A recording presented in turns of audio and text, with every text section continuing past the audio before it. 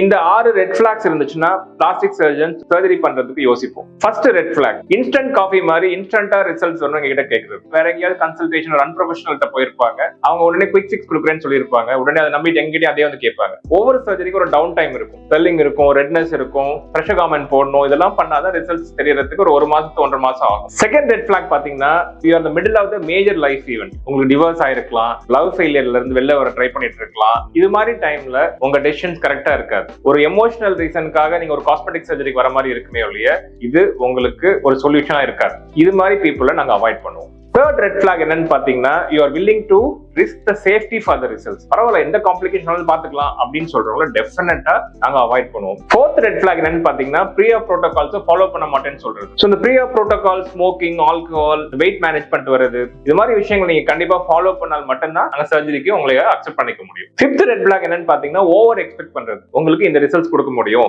இது மாதிரி அச்சீவ் பண்ண முடியும் நாங்க சொல்றோம். பட் ஆனா நீங்க வேற ஏதாவது ஒரு ரிசல்ட்ஸ் இமேஜின் பண்ணிட்டு எனக்கு இதுதான் வேணும்னு சொல்றது வந்து கண்டிப்பா வந்து நாங்க அக்செப்ட் பண்ண முடியாது. Sixth red block rudeness. நீங்க என்ன எப்படி ட்ரீட் பண்றீங்களோ அதே மாதிரி தான் என் ஸ்டாஃபை ட்ரீட் பண்ணணும்னு நான் எதிர்பார்ப்பேன். நீங்க எங்க ஸ்டாஃப்ட ரூடா நடந்துட்டீங்கன்னா நான் கண்டிப்பா யோசிப்பேன்.